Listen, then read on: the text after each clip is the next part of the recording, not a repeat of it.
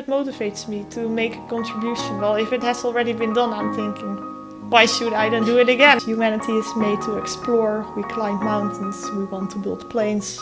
We always want to go further, exceeding limits compared to where we've been before.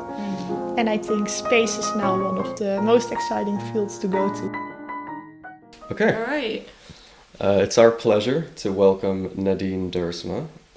With an impressive range of experience, I think it would probably be easier to list the things you haven't done than the things you have. You've worked on aerodynamics, solar cars, satellites, rockets, robotics, and most recently, children's books. We're going to get into all of that, but for now, Nadine, thank you for coming on. Yeah, thank you very much, and good morning, Nadine. Nadine is actually one of my dear friends. I met at SSP this summer in Houston, so it's a pleasure to have you here. I'm really, really excited. It's not going to feel like recording a podcast just because we talk anyways, and I know a lot of things already about you, but I can't wait to dive a little bit deeper and get you to share everything that you did. Yeah. So thank you very much. Yeah. Thanks for having me. Okay. Let's start with a little bit of a funny story. This is the morning. We're in Milan right now. But yesterday you were up even earlier. Can you tell us about what you were doing yesterday morning? Oh yeah, of course. So yesterday morning I went for a run and it was supposed to be 5K. And it wasn't just a run, it was a race. It was a race actually. It was a race from the IAC conference. And I actually got tickets for the race already before signing up for IAC. And even before getting my flight, before getting the hotel, I was just so excited for the race. That's proper dedication right there. She's a runner, you can see. Yeah. And I tried to get many people in as well, but they didn't show up. Yeah, okay. Me included. You included, yeah. a bit too early. Yeah. How many people showed up in the end? I think 60 or so. From IAC direct? From IAC direct, yeah. Only Bianca from the ones I know. Wow, that's amazing. Yeah. Okay. So I heard you were leading the race. Yeah, it went actually totally wrong. I always run without my phone, so I didn't bring my phone. And apparently the route was only on Google Maps. So I didn't have my phone, and after 100 meters, I thought I know the course. So I just started running ahead of the crowd. After 100 meters? 100 meters, yeah. I thought they were just too slow. So I just went on. And apparently everyone followed me.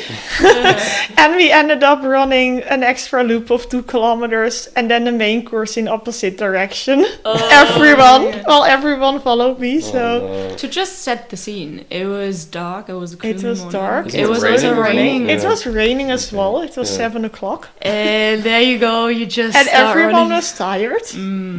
But yeah, they trusted me. Yeah, everybody. I warned them before. That is so funny. And were you happy with your time in the end? Was it in the a good end, race? For training, yes. Okay. You got to measure it per kilometer there because you ended up running more than 5K. Your speed, It was 4:15, I think, per kilometer. Okay. I don't know how much kilometer we ran in the end, but more than we were supposed to. I'm curious to see if they're ever going to sign up for another race at the IAC out of the experience. For those who don't know, would you mind explaining what IAC is? Yes. And how you heard about it, maybe?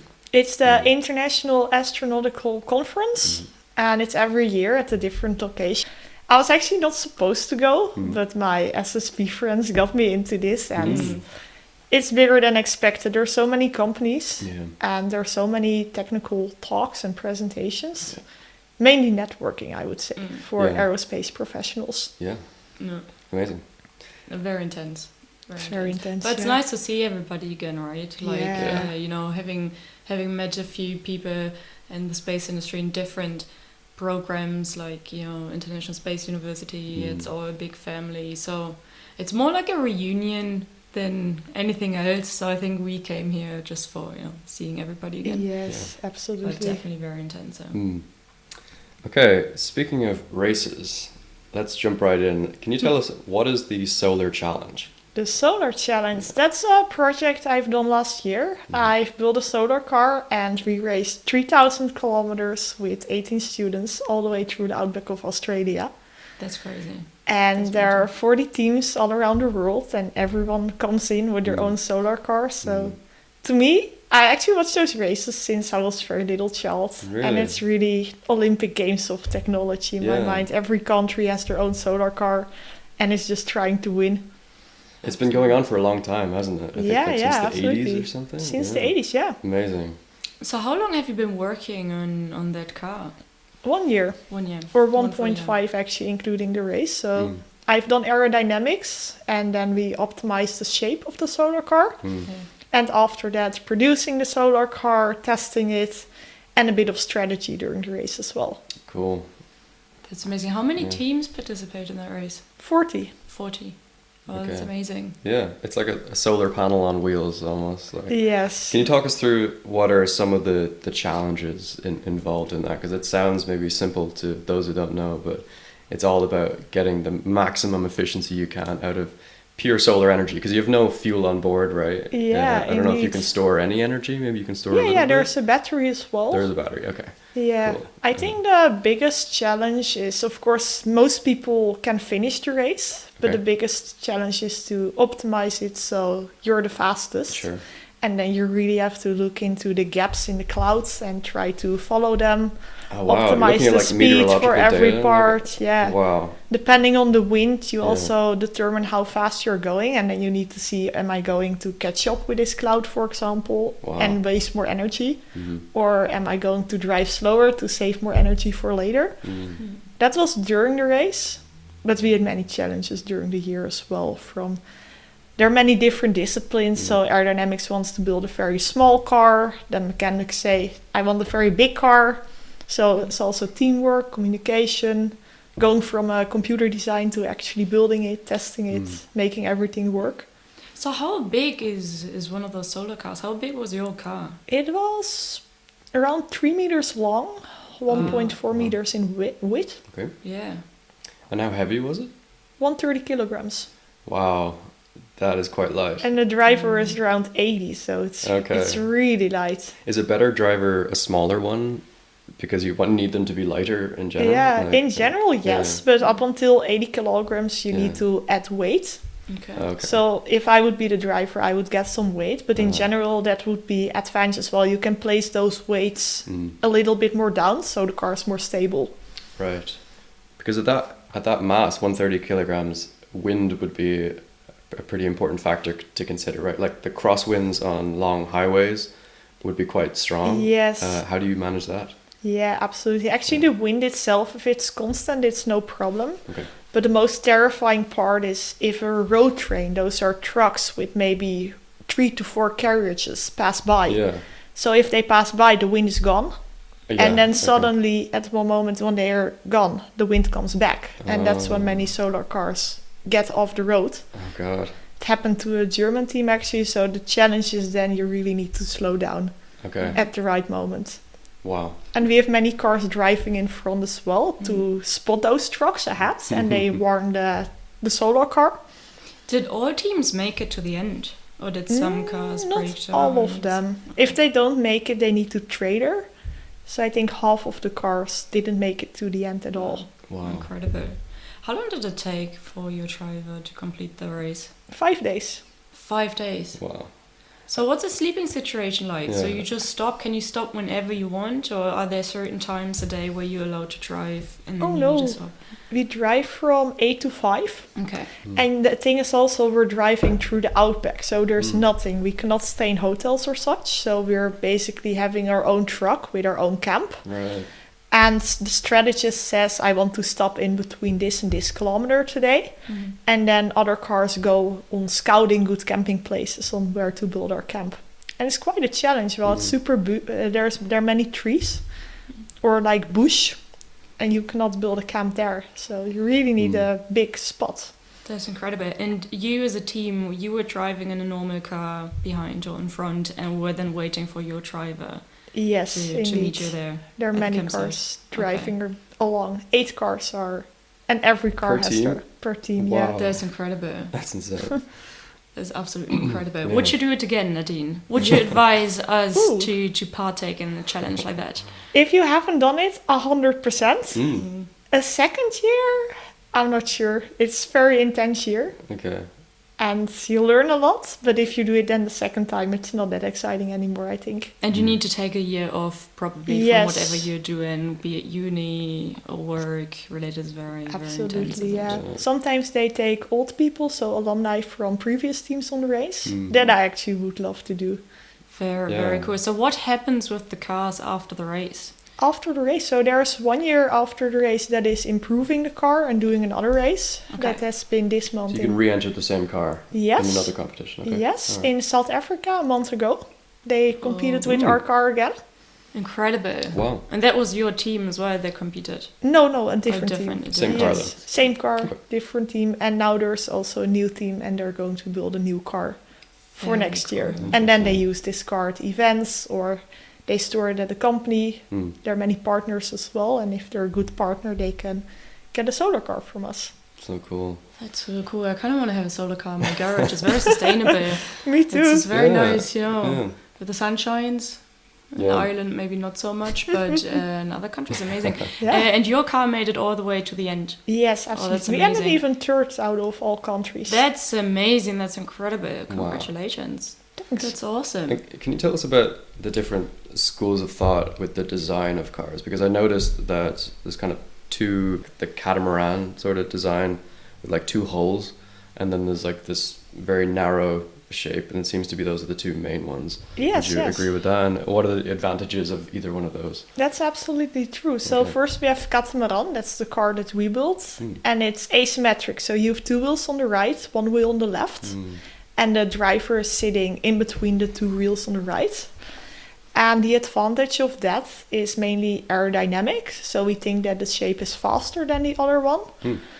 And the other shape is a bullet. Then you have two wheels in the front, one wheel in the back, and it's a very narrow car. It also looks like a bullet or a dart a little.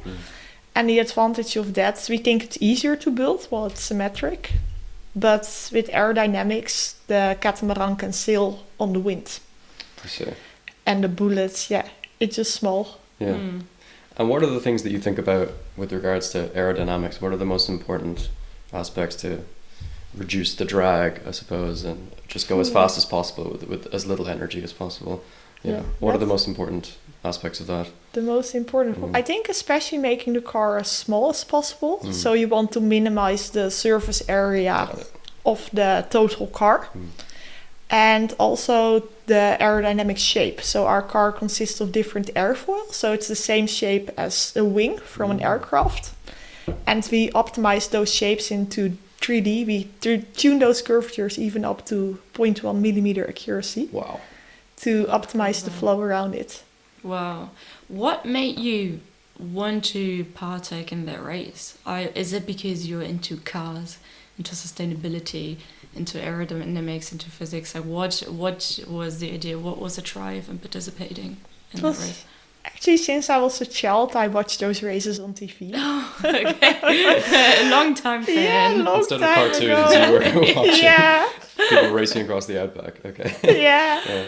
That's and it was incredible. really like a dream. Like I saw this team from TU Delft, and they were all wearing orange shirts. So I thought they were the Netherlands, and I was like, I want to represent my country and actually do something really cool. You were rooting for TU Delft before you even went there. Is that the reason why you went to TU Delft? No, Okay. not fully. Like when I had to seriously think about my study, I totally forgot about this. Okay. And then they opened up opportunity to get in the team. I was like, I really need to do that. A dream come true. Yes. No brainer. That's very cool.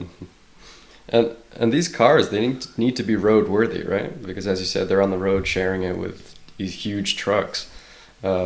So they need to like pass tests, I suppose, to make sure that they're roadworthy. Is that right? Yes. And do they need to be able to indicate as well? Like, oh, I'm turning left or I'm turning right now? Is it? Yeah, They need absolutely. to be able to do that? Wow. Yeah, so we need to have certain lights. We need to have a number plate. No way. And especially for aerodynamics, the number plate is something we really don't like. Well, it's just a flat part in the back of the car.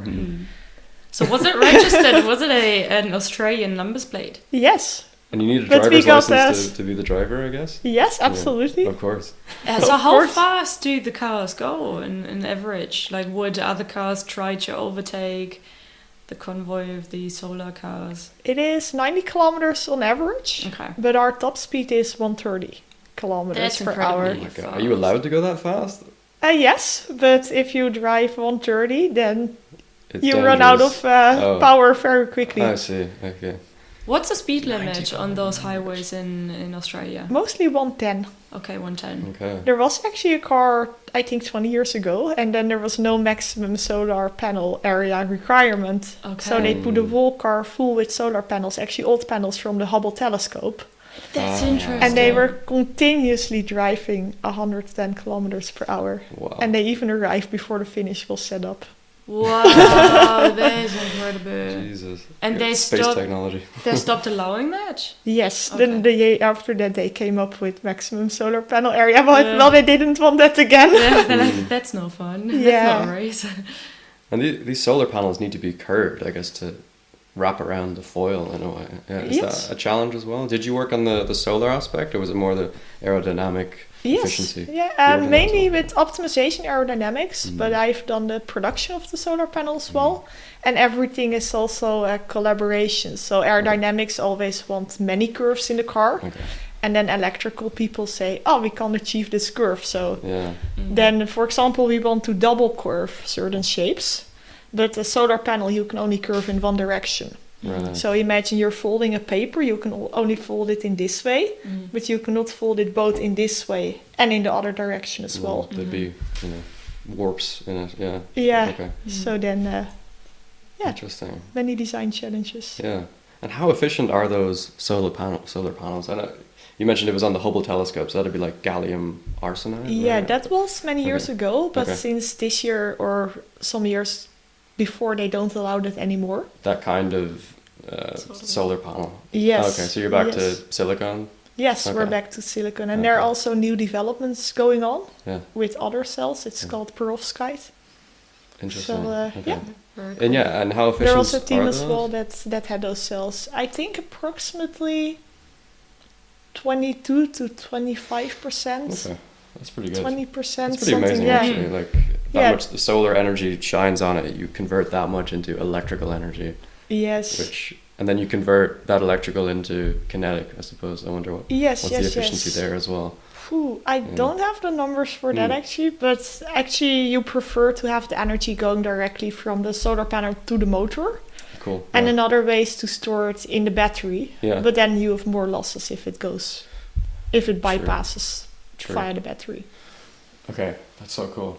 Speaking about the battery, a question I've always had is, there'll be altitude differences, I suppose, traveling 3,000 kilometers. Can you use like gravitational energy, like going down a hill, to save up energy? Because obviously you don't need to put as much into the motor if you're using gravity in that way. So you can like Yeah. save energy as you're going downhill. Is that a big factor? For our race, not. Okay. Well, the 3000 is pretty flat, but the race in South Africa, that just has been absolutely. Yeah. Okay. So there were other teams having regenerative dampers as well. And then with every hump on the road, even they the suspension. get a vibration, yeah, Okay. and they get energy from that as well. That's amazing. Okay, so you mentioned foils and aerodynamics, but for those who don't know, can you explain the general concept of what a foil is? Yeah, of course. So foil is a shape. It's the same. It's actually the shape. We're talking about a shape, Okay. and it's the same shape as the aircraft wing. So it starts very curved, and it converges into a point at the end. I actually should draw it. I don't have a paper right now. I have a notebook. Oh, you do. Cool. Not the most beautiful foil, but You've done that before. Yeah, this is a foil. Okay. I also showed to you guys. very professional. Very professional. Yeah. So this is actually air foil, and what you want to have with this is that the air goes around, and here the two streams converge again, so you don't have a gap in air. Okay, wait, can you do that At again the for end. us? Sorry. Yeah, of course. So Okay. you have here. So this is Goes is on this the top. leading edge? Yeah, That's where the air leading hits edge initially. where the air Okay. gets in, and it goes around on Yeah. two sides. You Okay. have a high pressure side on the bottom Okay. and a low pressure side on top. Yeah. And it goes around, and here those two air streams converge. Okay. And you achieve the best aerodynamics if those streams don't leave a hole or do not separate from each other at the end. Okay. They're like laminar the whole way along. Yes, Okay. preferably. And then And the benefit from this is you get some force applied as a result. You're like using the airflow to, like that's how planes generally fly, right? Yes, so those are actually two different designs. With the airplane, you want to generate lift, so that's the force up, so the plane can fly. Yeah. And we actually try to minimize the drag, so the resistive force. Okay. So you're not using a force to guide the solar car. It's more just minimize drag. It's mostly minimizing the drag, yeah. Okay. How much testing did you do before you went on the road with it? Would you test really early on, like an air tunnel or something? In your development, or would you just take it out on I guess you couldn't take it out on a normal street. Where did you do the testing, and when did you start doing the testing? We started testing, I think, 4 months before the race. Okay. And we were doing it on a circuit. Okay. So we've tested once on the Formula 1 circuit in Zandvoort. Cool. That was really cool. That's also where Max Verstappen and all those big events happen. Wow. And the other tests we have done at the airport, and there we just had a loop that we could drive continuously. And how much can you then still change after the first test, let's say, knowing that it's 4 months before the race? If you test it and you're like, oh my god, it's just not working. Yeah. How much can you then actually change? A lot, actually. Especially the months before. We also start testing parts in different order. Okay. So we started driving, for example, without a solar panel. Yeah. The first tests were just purely mechanical, driving on the battery. Okay. And then the more components pass the test, the more components you add. So you're actually adding something every week. Okay. And if it doesn't work, you have the whole week to fix it. Mm-hmm. And then the next week you test again. We test approximately once a week. That's incredible. Loads of testing then. Very good. Yeah. Would you ever like to work on an airplane? Or rather a rocket. That is a bit cool. But I won't mind. Why do you think the Netherlands has such a strong background in engineering? I think it's maybe because of the university. Yeah. TU Delft has pretty good records, I think. And that's where you went to as well. Yeah, well, actually, I was not that ambitious when I was younger. I just choose that because it was close to my parents. Okay, that's another way. Yeah, but I never regret my choice. Actually, after a year, I realized how good it is and that there are so many opportunities that you can take on. Yeah. So why is it good? Yeah, do you think there's just a range of opportunities, and I guess the teaching must be very good? The teaching as well. Okay. I think also, very diverse. So you have many courses at the same time, and then you gain a very broad knowledge in the first 3 years, and after that you have many opportunities to specialize. Interesting. But also high pressure, I would say. Yeah, quite competitive over there? Or? Yeah, I would say so. Okay. I feel like TU Delft is very well represented here in RUC. Like, I met a lot of people that went to TU Delft, and I didn't actually know before I got interested in the space sector that TU Delft is so big. Yeah. Big in the space industry. I'd love to see it. Yeah. Okay, let's talk about maybe our connection here. What we have in common, and that is the space studies program.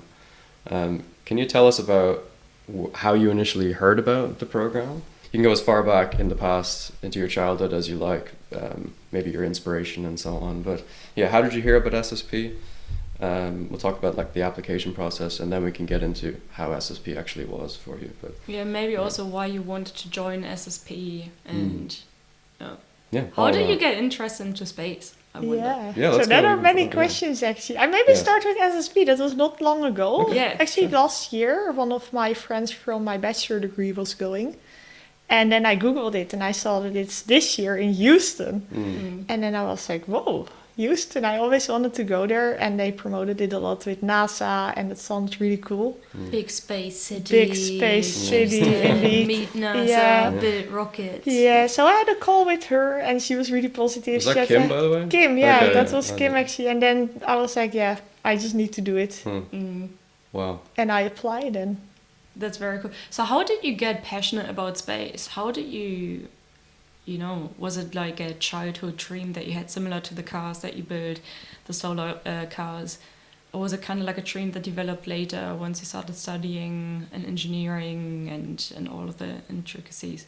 Yeah, that was What did really, it start? really since I was young, actually. Really? Okay. As a girl already, I love playing with all technical things, building Lego rockets, watching Discovery Channel, Wow. all those kind of things. And yeah, always dreaming of becoming an astronaut, and still Oh, that dream didn't go away.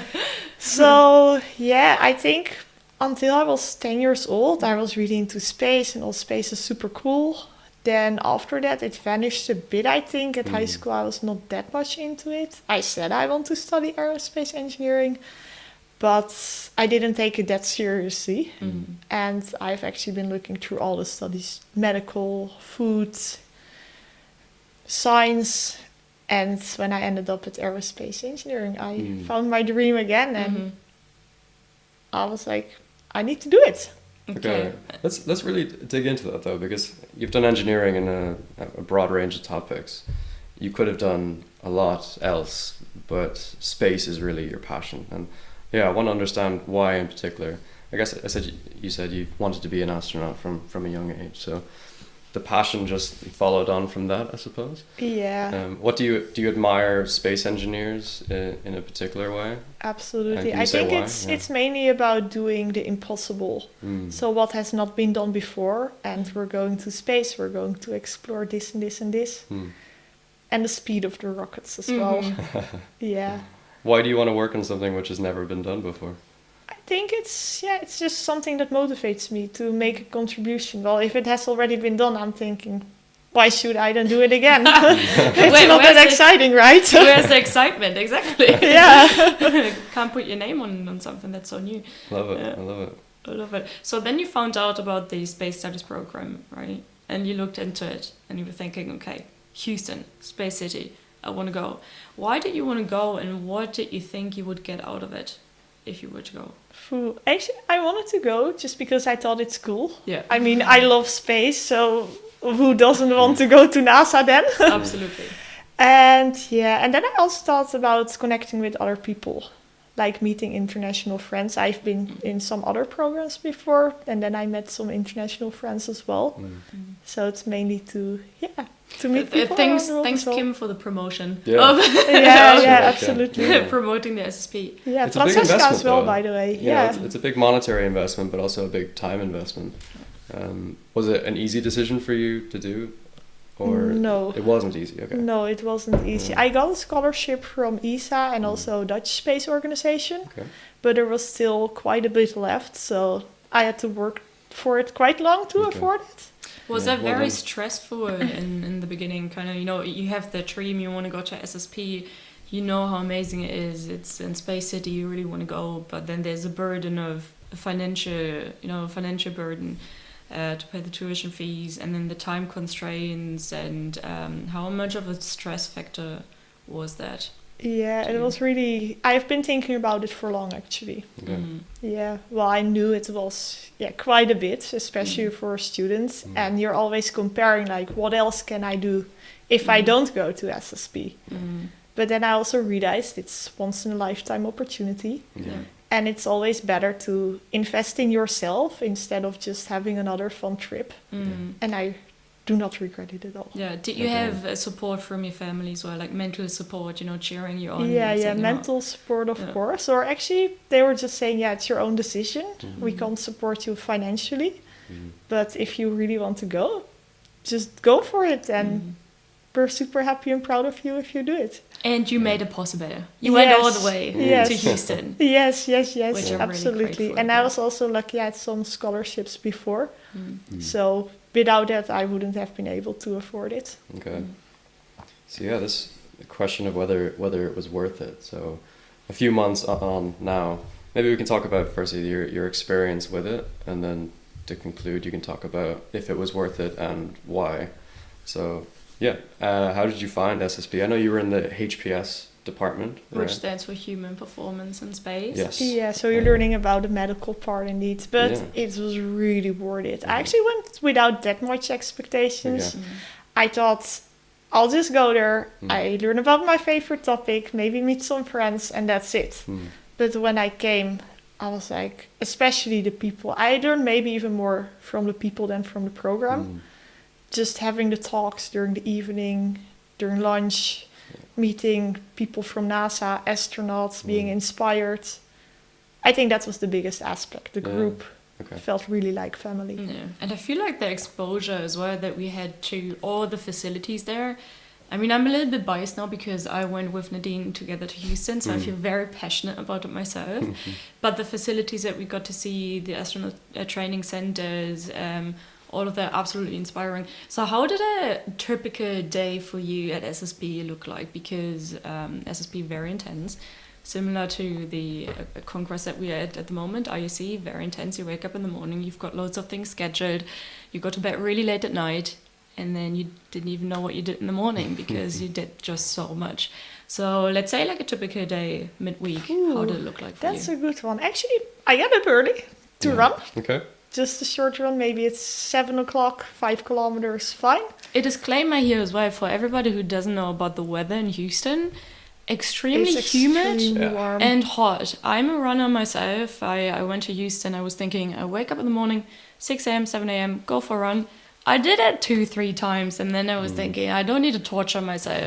You just sweat out your weight in water. So well done, Nadine. I know for a fact that she went running almost every morning. So she was very determined. So very good. So you went for a run in the morning. Yeah, but even at 7 o'clock, that was terrible. Okay. Yeah. And then I have breakfast. It's really nice. We were in a residential college, so we had breakfast with all the people from SSP. You could just grab food, grab a table, chat with everyone.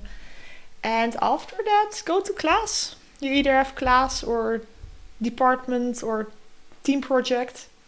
So during lunch, again, meet up with everyone. After lunch, class. After class, swimming, dinner. And then usually there's an evening session as well. And those were really interesting. Those were usually astronaut panels or very accomplished persons from NASA. I mean, Nadine would sometimes also go swimming or to the gym doing lunch and then come back, quickly grab food on the way. Nadine was extremely active. So what did you do for sports? How did you try to find a balance between all the, crazy curriculum that we had, those sessions that we needed to fill, like all the things that we learned? How did you balance that with, I don't know, mental health, time for yourself, your sports? How did you find that balance? It's actually also that sports is my mental health. I think there's both the physical part and mental rest. So I got my mental rest while doing sports. And then I could go back to class. So also at home, I always try to squeeze in some sports. Well, if not, my mind just keeps running and can't forget about the things that I've learned. I also run without a watch or whatever, just to clear my mind. I love it. So you run without music? No music, no watch, no electronics, no phone. Do you think it's very meditative for you to do that? I think so, yeah. I really need to get rid of my energy as well. I'm sitting all day inside, so sports is really important for me to keep focused. So what kind of sports did you do in Houston? I did running and I got into swimming as well. And I went biking and, too. And a little bit of biking. Yes. I tried out because they did have air condition inside, so I felt like it's a bit more. Yes, indeed. More doable. No, that's amazing. They had an amazing pool in Houston as well. It was a competition absolutely. pool, really long. Nadine helped me learn how to properly swim. I'm not the best swimmer. I can press stroke, but that's really all. But Nadine, amazing, a great inspiration. So thank you very much for always taking me for a swim, taking me for a bike ride. So we were kind of gym buddies in the end. So that was amazing. Absolutely. Oh, and you also participated in races while you were in Houston. How many races did you do again? Was it 1 or 2? I think maybe it was 3.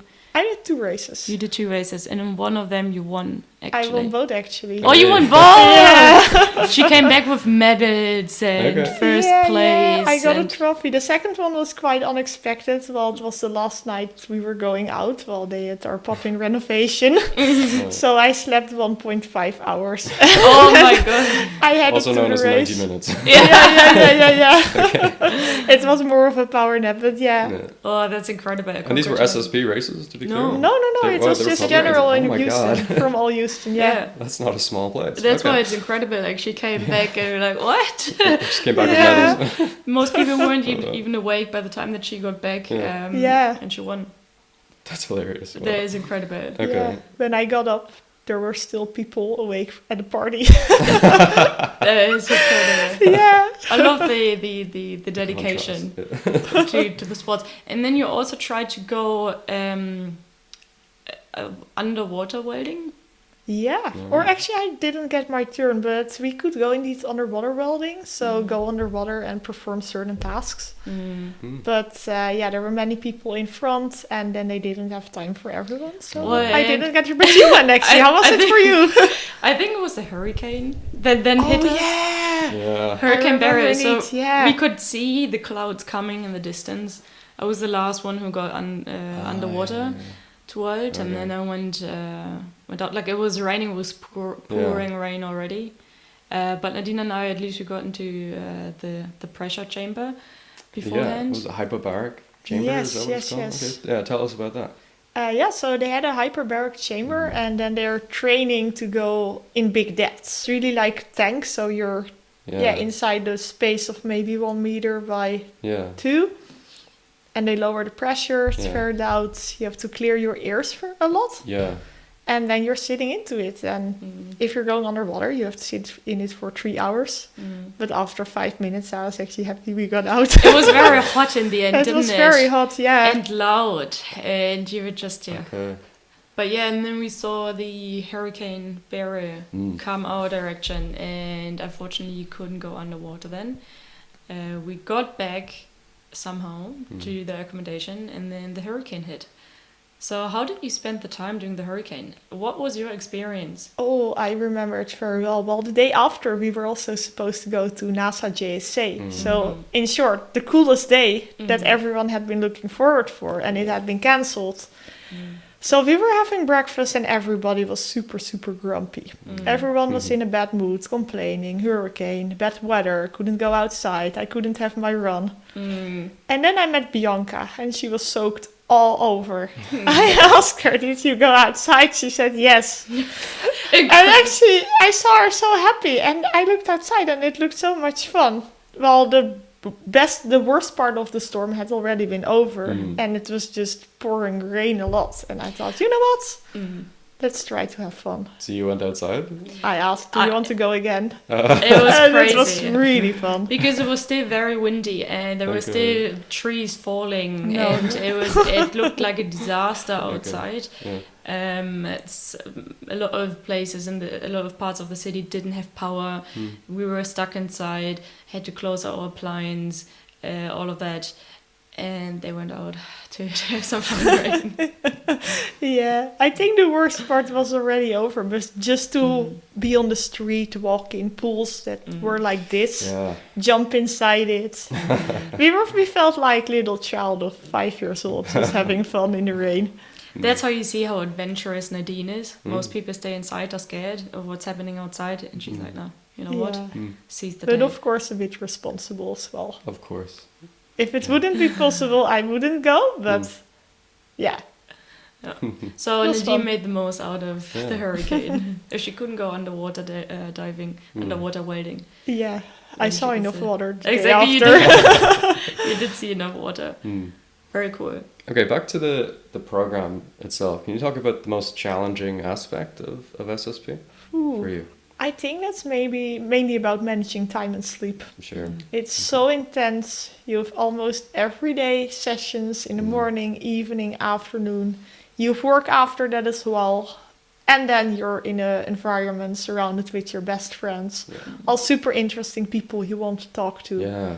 If you don't have the energy for it, it's frustrating. Yeah, so managing energy was, I think, the hardest part. And that was for everyone. Yeah. Everybody felt like so exhausted, but so excited for everything that was coming.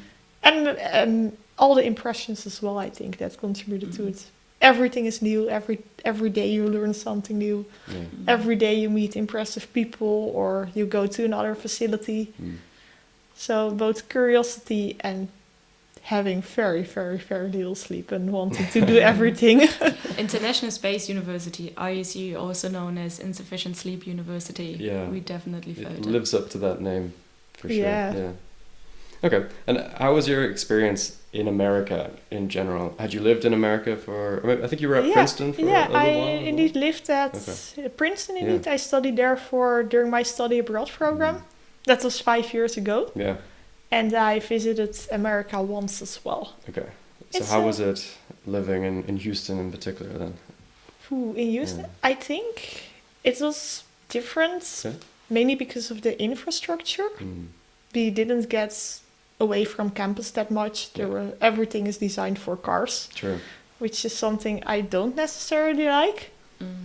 Also, like we just to know, like we were on Rice campus, so lucky we had a park right next door where we could at least walk to. But it was different than I was used. I'm used to the Netherlands. You can get your bike and reach any place, and everything is nearby. Country is super small. It's safe to bike as well.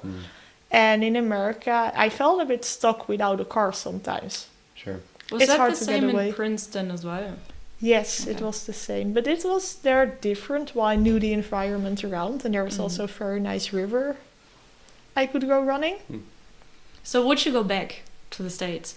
I would go back, yes, I think, but not to live my entire life. That's fair enough.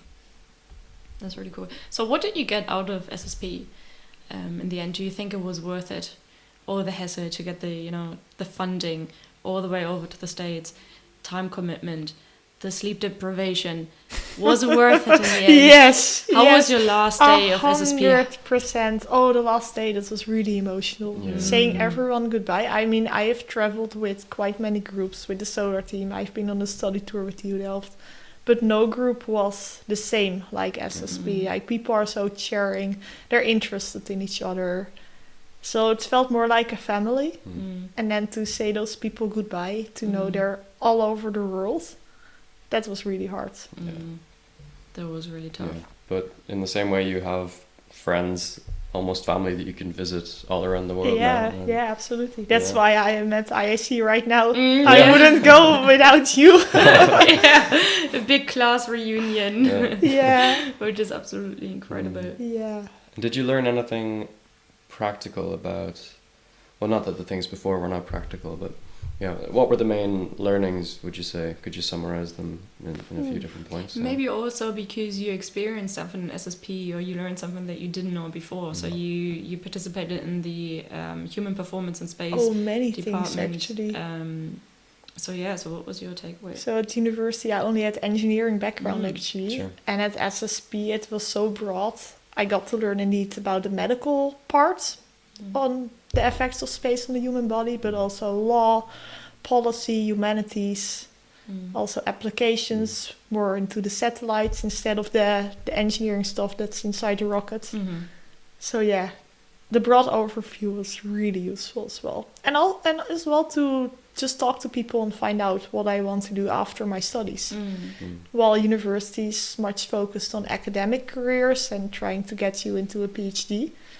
And then after SSP, I met people starting their own company, doing cool stuff, being flight controllers.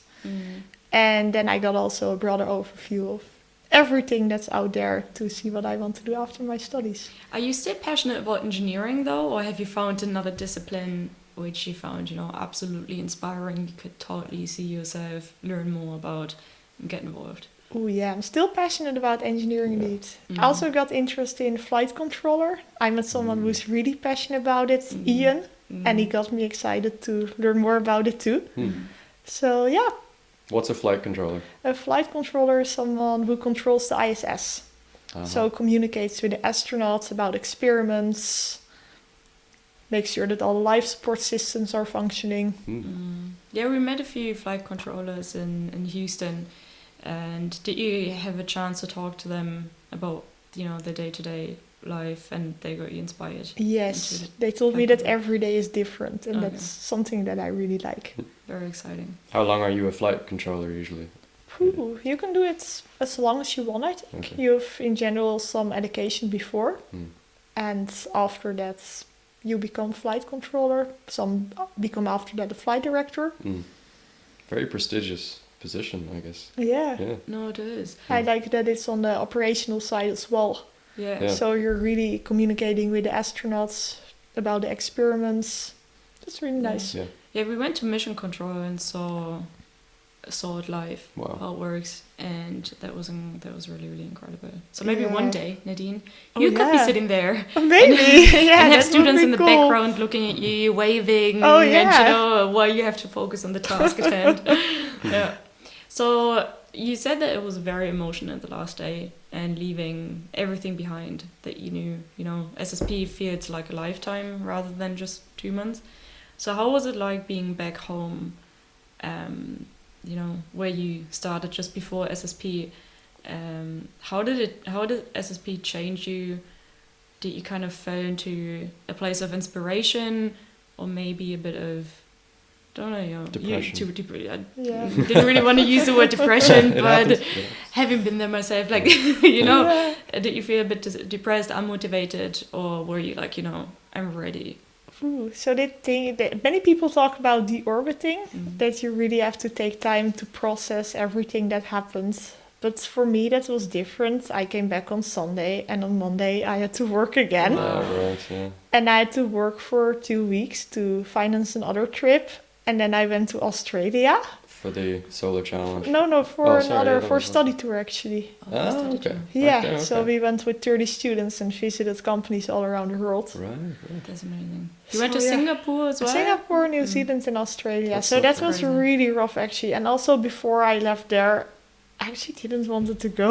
Yeah. Well, I felt so. Yeah, actually, I really needed more time to process SSP. So after I came back from that tour, then I had more time off. Mm. Mm. And then I kept really thinking, like, well, Mm. Okay. I'm actually super grateful for everything I have done. Mm. Yeah, it feels like you need like weeks to just sit by yourself, think about what you learned, Yeah. but you already had to dive right into the next Mm. adventure. Yeah. So That's tough, yeah. full on. Is that study tour run through TU Delft? Yes, It it's is, from okay. TU Delft. Interesting. And yeah, 30 students. 30 students. And how many yes. countries did you visit? 3 countries. Mm. Countries. Wow. 4 places: Singapore, Brisbane, Sydney, and Auckland. Okay. So what was your favorite place that you visited? Phew. Out of those, I think Yeah. Auckland. Oh, I enjoyed the interesting. nature in New Zealand, Yes. and we went to Rocket Lab as well. Oh, awesome. Oh, lovely. Wow. Was it your first time for you in New Zealand? No, I went traveling after the Solar Challenge too. Yeah, okay. So you knew your way around it already. Yeah. But it was your first time visiting Rocket Lab. Yes, That's very What did you think? really the setup, impressive. Yeah, Impressive. we went to the manufacturing facilities as well, Mm. so you could see there like 7 big rockets Yeah. lying next to each Wow. other, and It's Electron, Wow. right? I think yeah. it's called, yeah. Also had a bit of Star Wars vibe. Like when you enter, you come in a dark room. Okay. The mission control is really a black room with Mm. all red lights, Cool. almost like a movie. That is so amazing. I really want to go. Yeah. Yeah. I want to see that too. You've been to New Zealand. I just haven't I seen haven't, rockets. Yeah. It was 10 years ago. Yeah. It was a bit, before the time. What was your impression of the Saturn V? Did you get to see it in Houston? The Saturn. Uh, Oh yeah, yeah, the it size was of it. huge. Yes, Jesus. It was huge. like Like, a imagine building a on big its side, rocket yeah. and then 3 times bigger than that. It takes a couple of minutes to walk the length of it. Like Yeah, so it was indeed. lying in this long building. on Yeah, its I mean, side. I knew it would be huge, Yeah. but not like that. Yeah. And I think it's small compared to what Starship is now. Like if you put the booster and Starship together. But yeah, I'd be shocked to see Starship, I think, then, because Yeah, the indeed. size of these engines are like, Yeah. gigantic. Did you get to go to Boca Chica? No, unfortunately, I really wanted to go actually, but then the last week they moved away the Starship rocket, and I Oh. thought, I'm not going there so far to see no rockets. That's I actually regret. I really want to go back there. Yeah. It's not the most accessible place, though. Yeah. No, true. Yeah. What did you think of the recent Starship Flight Test 5, the catch? Oh, that was amazing. Yeah. I actually watched it here at IAC. Okay. So we were with many people and everyone was screaming. Yeah. And, well, I didn't expect that. Like, at one moment it also tilted a bit and I thought it's going to be a spectacular explosion. And then it corrected and it landed and everyone was clapping and cheering. Yeah. It was insane. It was insane, To see absolutely. I Must be still inspiring as an engineer for Yeah, yourself. yeah. And I feel like every day you get sent another video from a different perspective of how it landed. It's incredible. Yeah. That's incredible. Surreal. So a really good start to the IEC. I feel like loads of people here talking about it.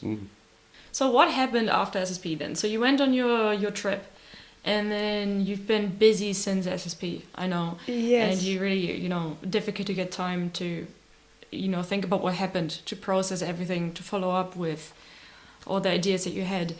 But something else really exciting happened after. So after you came back from your tour, your trip to Australia, New Zealand, and Singapore, you were busy again. What were you busy about? Like there was something waiting for you in the Netherlands. Yeah, so I worked on already for 2 years. I finally published my book, With Mom to Mars. Very cool. Congratulations. Very Thank you. Yeah, do we have it here? We have it here. Maybe we can show the camera. So I have it here. With There you Mama Naar go, Mars. With Mom to Mars, right? Yeah, so it's about a girl, Luna, and obviously she travels with her mom to Mars. And then the rocket is broken.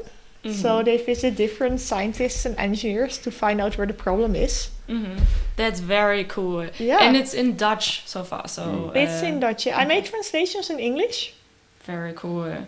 Okay. Yeah, I saw that you taped your English translations Yeah, true. into the book. Well, the version is in Dutch, but Very actually cool. all my space friends are English. Very cool. So I had to make this. But yeah, actually those are just photos with the text, but I put it over the Dutch text. Very nice, and very nice illustrations as well. And are these yours, or how does it work to write a children's book? Is it something you always wanted to do, and then you just said, today is the day, I'm gonna start? Have you did you write it yourself? Were you in a team? How was the process like? Walk us through it. I did it with 2 friends actually, and we knew each other from a scholarship. And coming together, we were like, I actually always wanted to write a book. Yeah, me too. And we had to do a project for the scholarship to get technology under attention from the youth. And then we came up with a story. So you just start writing and correcting, discussing, writing. And you send it to a publisher. First, we didn't plan on doing it. Just make 1 copy ourselves, read it at a school. And that's it. But we gave it a shot. 10 publishers within 2 weeks, first response. And then it gets published. That's really cool. Incredible. Yeah. And then everything goes through them. So they found an illustrator. They also took care of all the copies that are now spread in the country. So how long did it take you to write it with your co-authors? Pretty short. Well, we had the idea for longer, so I think just getting the idea in general, we want to write a book about the girl traveling to Mars. And then the whole story outline, that was just a process of generally discussing in casual during lunch or whatever. And we came together 1 weekend to write the story. And we had some disagreements, so we decided everyone is going to write their own version. We came back another day, put it together to one. And send it. So basically, very cool. 2.5 days maybe. Oh, amazing! So the longest part then, because you said you started 2 years ago, right? You said the process. So what was the longest part then? Waiting for the drawings. Okay, so the drawings took really long actually, but they are really beautiful as well. So it was worth waiting. And also we could choose the drawings ourselves. So we made a mood board. The publisher asked us to make a mood board with all drawings from other children's book we like, so we could send it to the illustrator as well. Then, 1 year waiting for the drawings, 3 months until it's pressed, 3 months on the boat. Then I was in Houston, so they had to wait for me. Now you've got your first edition, so that's the first edition. And are you working on another edition? Are you working on an English version, a proper English version? When can we get an English version? Because I'm very curious. I really want to get a copy, an English copy. So How An long do you need to original wait? English copyright. Yes. Yeah. So we're now working already on the second Dutch edition actually. Okay. It's going super fast, Mhm. like in 1 month, even before it's presented to the publisher, to all bookstores, it's Mhm. almost sold. Amazing. And after the second Dutch edition, that will be around November, we'll work on an English one. Very But cool. I don't know how long it takes. As I said, I waited 2 years for the book. It can go very slow, it can go really fast. And so far you can order it on Amazon and then in the Netherlands in some selected bookshops. Yes. In the Netherlands, almost any bookshop that's Okay. big. Bol.com, Bruna, Okay. local bookstores, and Amazon worldwide. Exciting. Very nice. And who's the target audience? Like, who's what ages of child? 4 to 7 years 4 old. to 7. Lovely. But even for adults, it's beautiful Even to, for adults, to yeah, have a look at absolutely. it. So I gave it to the Dutch astronaut yesterday, actually. that's He incredible. was really excited. Yeah. So who else did you give it to? Because you arrived here at IC with a big suitcase. Yes. Little did I know, once you open it, it's half full of books. It's kilos of It books. is kilos of That is books. I took 12 kilograms of books with me. Wow. I booked an extra suitcase to bring it with me, actually. Wow.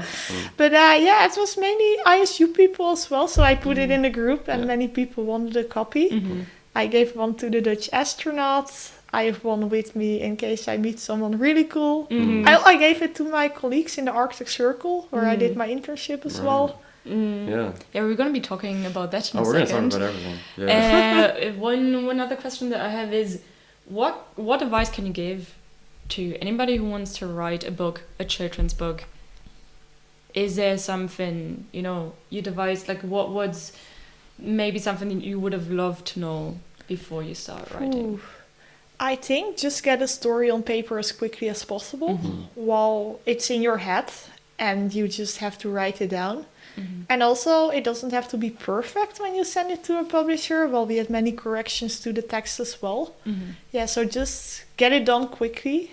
Give it many shots. We sent it to 10 publishers, actually. The first one replied within 2 weeks, so we went with that Okay. one.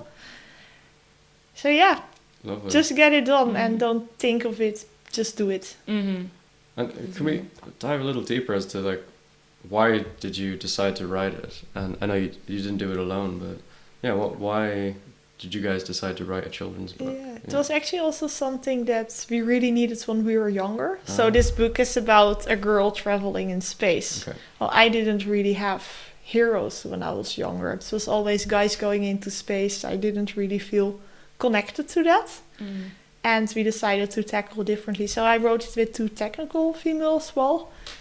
And we want to show mainly girls that technology is really cool. It's not boring. And that's for everyone.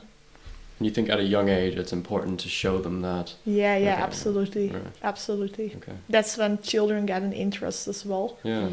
I love it. So you said you didn't have that growing up. So can I ask, what did you have that led you to become what you are? Or did you just have a strong will? Ooh, yeah, I'm Basically. very stubborn actually. Ah. I also had a younger brother, so I really like to play with him. I often played more with him actually than with the girls around at my school.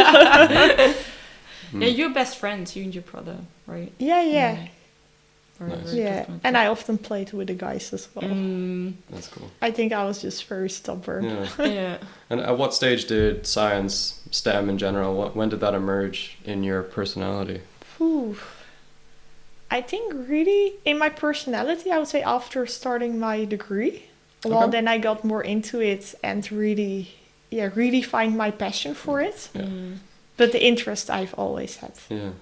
Yeah, you have so many varying passions, and I feel like you find an amazing way to combine them all. So your passion for running, your passion for, I mean, creatively producing something, outreach, education, passion for engineering. It's all kind of coming together. So, what you said that you've been to the Arctic Circle, and what exactly did you do there? Did you do engineering? Did you do outreach, education? How did that come into the picture? How did that Actually, a contribute? combination of all. So I Very cool. developed a satellite, so hardware and software engineering. and that's used in educational programs. So it was like perfectly combining all my passions. It was for my internship this year, the beginning of this year. Yeah. So whereabout in the Arctic Circle were you? Where were you located? It was in Andoya Space. It's the first launch port in Europe. They're hoping to launch their first rocket soon. Cool. And it's 3 hours north of Lofoten. Wow. Amazing. So And those are sounding rockets, right? I think they're suborbital. So far, still sounding and suborbital, yeah. Okay. And their first orbital hopefully this year. Wow, exciting.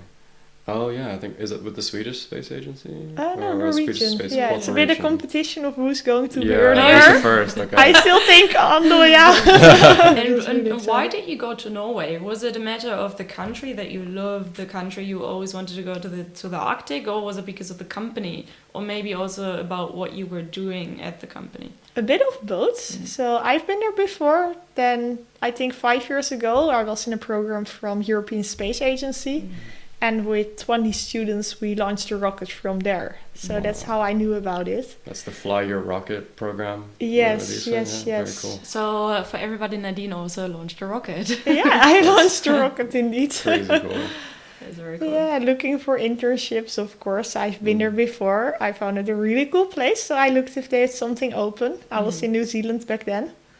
And they had a position with the deadline on the same day. Wow. And I wrote a very quick application. I applied. I had my interviews from the camping Oh my god. in a different time zone at night. That's crazy. And yeah, I was very happy to get it. So that's how I... Absolutely. Was that the application you wrote a poem for? No, was a no, different that one. was a Alright, different okay. one. That was for a scholarship. You wrote a poem for an application? Yes. Okay, there's so much we can talk about. That's here. very Okay. creative. So tell us about the poem. Yeah. Yeah, okay, so that was in my first year of aerospace engineering actually. It was a scholarship from the International Aviation Swimmers Association, and they gave out a scholarship to one student in the whole faculty, so bachelor, master, PhD. I was in the first year of my bachelor, and we had to do creative assignment. They suggested like you can make a poster, you can make a video. But I thought those suggestions is what everyone will do. So actually, you shouldn't do that if you want to stand out. And I wrote a poem, and apparently they liked it. And I got a scholarship as a first-year bachelor student. Cool. that's incredible. So for whoever is struggling with application writing, just be creative. Yeah. Write a poem. What was the poem That's it. about? It was about my passion for aerospace engineering. Very cool. Do you still know the poem by heart? I might have it Yeah. actually online. Yeah. Can we hear it? Of course, I have to Okay. look it up. Do you want this? No, I actually just thought, how can I stand out? And then you just shouldn't do what everyone is doing or what is suggested. And then I came up with, well, maybe I can write a poem. This is amazing. Yeah, let's see if I can find it actually. Okay, we found it. Small note before. I wrote it in my first year that I really got to start speaking English. So Okay. my English, Okay. it's not a ChatGPT poem. Maybe it might not even rhyme. That's fine. But with my pronunciation back then, it did. Yeah. Okay. When I were young, I dreamt to fly, just like birds do in the sky. I imagined my future trip to the moon with a very large balloon. Some years later, I got my first Lego set. Absolutely the best present I have ever get. It was an airplane with a high wingspan, including 2 big turbofan. While a doll was meeting my friend's need, my plane was flying at high speed. If they ask me what I want to be if I grow old, a pilot was the answer that I told. I went to high school when I was a teen. Homework got in my routine. Physics and math were my favorite subjects since I could use my intellect. A real challenge was what I longed for. Being a pilot will not provide it anymore. New plans arose to my career. I will become an engineer. I went to Delft, University of Technology. I felt this is the place to be. I liked all engineering studies, but above all, I was impressed by the aircraft hull. From that moment, I knew for sure aerospace engineering is my lure. Some people told me not to start. This study can be really hard. Fortunately, I did not listen to their advice. Who never falls will never rise. I will not give up when problems get tough. I can make it if I work hard enough. It does not matter, most aerospace engineers are a boy. Just follow your dreams and keep enjoy. Oh my god, that's so good. That's incredible. Yeah. Got me quite emotional there as well. It's very, very good. Thank you. I can see why that helped with Yeah. the application. Absolutely. Yeah. Wow, that was beautiful. Wow. Seriously. Yeah. Thanks. Well, amazing. So you did not write a poem for your application for Andoria Space? No. That was just a normal application. But you still got it. You still went to Norway to Yeah. Andoria Space. And And you're working on a CubeSat, right? Yes. Okay. Can you tell us what is a CubeSat? So a CubeSat is a small satellite from 10 by 10 centimeters. And if you have many of them, they can have the same functionality as a really big satellite. So you usually see more of those small satellites working together. And yeah. Okay. And what can you do with a CubeSat? If it's that small, 10 by 10 by 10. This one in yeah. particular measure temperature and pressure. So with that you can monitor the climate. And also if it's that small, you can launch it more often. You have more data from more points. Yeah. And you can launch them into like low Earth orbit or maybe a bit higher as well. Yes. This one in particular will even be launched with a balloon. Oh, So cool. not with a rocket. Wow. And the advantage of that is that it goes much slower than a rocket. So you have much more data from lower layers of the atmosphere. That's cool. do you know when it will be launched? It will be launched actually in the next educational program probably. Okay. I don't know yet when it will be, but probably this year. So how long have you worked on it? How long did you live in Norway? 5 months. 5 months. Wow. Was it the winter months or the summer months? The winter months. Oh. I actually arrived in January and my first day was already a hurricane. Oh, great. So the one in Houston was not my first one. Okay. It was not a really warm welcome. Like the first day of my internship got cancelled. I didn't know anyone. It was dark outside. We had no electricity. It was cold. We had to make fire in the corridor. Jesus. Welcome to Norway. Yeah, I said welcome. Yeah, and I thought, well, it can only get better. Yeah. So how was it like working and living in Norway in the Arctic Circle in the midst of winter? And did you go to the office every day?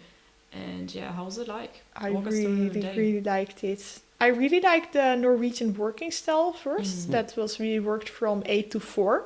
So you had the whole day after. You could still do things.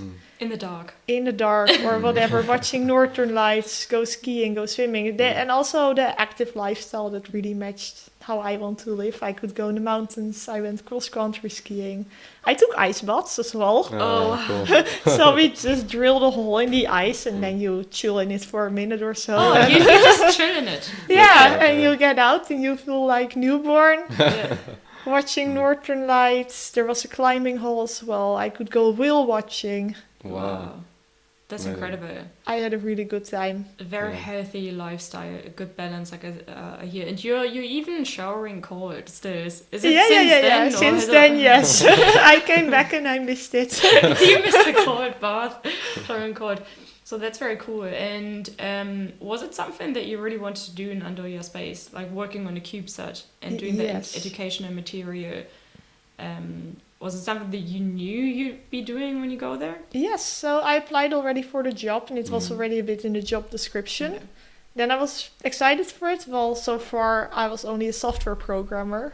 I do AI, I do automation, I do bash scripting, all that kind of stuff. But I never got to work with hardware and I was already like, Wow. I don't know actually if I qualify for this, but if I do, I would love to learn more about it. Yeah. You really enjoyed And it. then coming there, I discussed with my supervisor as well, what kind of projects do you like? I ended up even doing 2 projects. So I automated an autonomous tracking facility as well. Okay. That didn't work for 3 years. So I think they were quite happy with me. Yeah. And the satellite, of course, developing the hardware and software for that. Very cool. That's incredible. And the CubeSat, you said it measured temperature and pressure. Yes. Can we ask why did it do that? What was the scientific goal? Was it towards a certain experiment or was it an educational demonstration? It's mainly for demonstration, but it's very similar to satellites that are really used to measure those kind of things. Absolutely. Yeah. And especially this data is important to monitor the climate over time. And these CubeSats, they're obviously a standardized form, which makes it easier to be included in launches, I suppose, because a lot of launches have ballast, namely like extra space, which they add like weights to ensure like a balance of the launch. But if you can fill that instead with intelligent machinery, that is preferable, I suppose. Indeed, and that's also how many companies building CubeSats get on the rocket. Exactly. They just buy the space that's left and can get super cheap into space. It's super cool. Yeah, That's I think really the cool. Irish satellite recently that was launched was like a 2U or a 3U configuration. Okay. Yeah, it's something I'd love to do, actually, personally. Yeah, I think the instructions come in like 6 pages or something. It's a super simple specification because it's standardized. Yeah, That's and it's nice. also nice to start with. Like, I didn't have any electronics background before I started the job. And then I could just, with videos and self-learning and talking to my supervisor, design 2 PCB for it. And, well, everything is so standardized. You don't have to think about dimensions, for example. Yeah.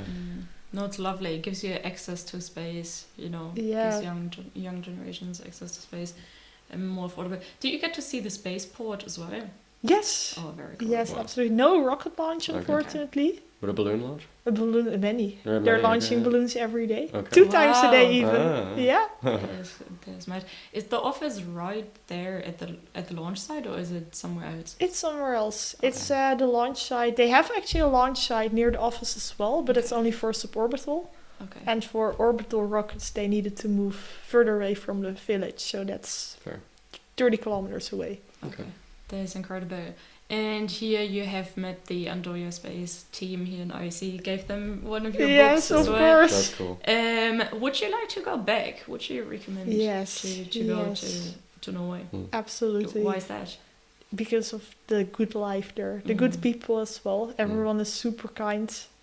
And the lifestyle I can have there, but not at any other place.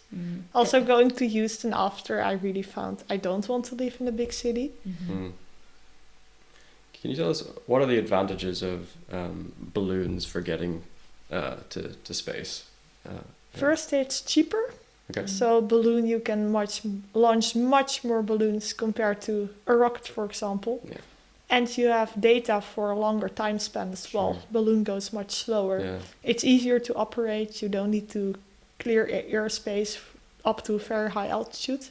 Because how high does it go? I guess it doesn't actually go to space, like past the Kármán line? 20 to 30 kilometers. Okay. Yeah. So pretty high. A lot higher than an airplane, commercial Yeah. airplane, yeah. Yeah. Wow. Amazing. Okay. And what can you learn from a balloon experiment, for example? Ooh, a lot. I think Yeah. you especially need a time series of data. Okay. So if you launch in Andoya, they launch 2 balloons a day at a certain time as well. So I always went there at that time to watch the balloon. And if you have a time series, you can see how it changes over time, and especially compare with the years before how it was, Okay. and monitor the climate over the long term. How many people does it take to launch a balloon? In Andoya, it's automated actually. Is it? That's cool. It is. So there's one person that always changes the balloons. Okay. And once every 2 weeks, you need to resupply the stock. Okay. And then there's an autonomous tower, and at a certain time it blows up. It releases the balloon. That's incredible. Yeah. So cool. Yeah. Awesome.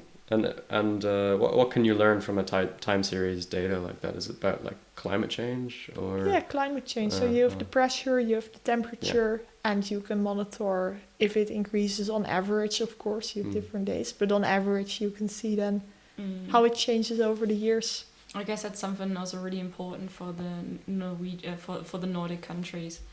Yeah. You said this was your first foray into hardware.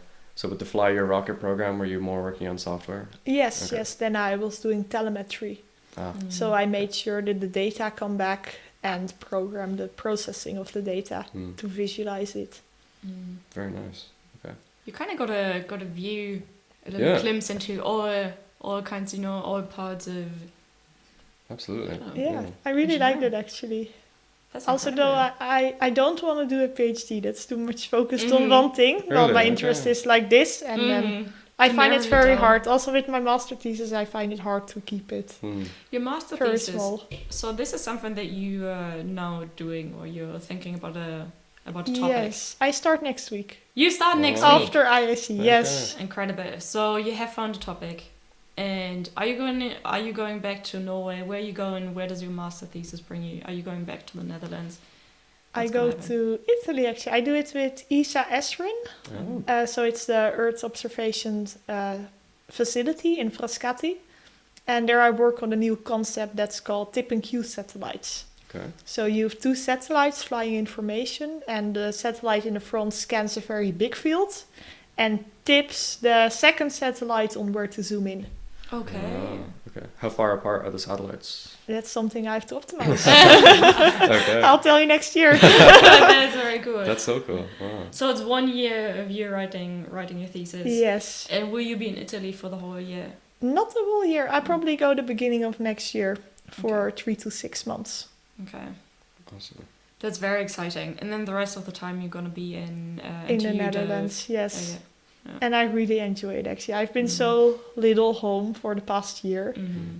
And then it really feels good just to know the environment, know the people, just to chill a bit and not always hurry from one thing to another. Yeah, I was going to ask about that because you've done a lot in a short span of time. Do you think, is that something you would advise most people to do? Do you think there are advantages in doing a lot in various fields rather than specifying on one? Or would you just not recommend it? For students, actually, yes. You would, okay. Yeah, I think it's always good to look behind what else there is except for your specialization. For example, 4 years ago, I just thought I do my internship with ESA, I do my thesis with ESA, I do traineeship with ESA, and I got to work at ESA. But now that I've seen many more things, also many more companies, I realized that I have many passions actually, and I know what place I want to live. So yeah. But do you find that you're actually able to finish these things, and can you really pour yourself into one thing if you have other things going on? Yeah, I think so far, yes. Yeah. I really feel also the things I have done, I know enough about it to be knowledgeable to apply for a job. Yeah. And still, I've also the experience that I know what else is there. Maybe that's also useful if you do systems engineering, for example. You don't only look at what you're doing yourself, but also know what others are working on. Is there something, looking back, you would have done differently? Ooh, that's a good question. For my study, I think no. But maybe take it a bit easier at the beginning. I was in the first 3 years very in a hurry to graduate quickly, just to get all my study points without looking what's on the site. So maybe that I would have done differently.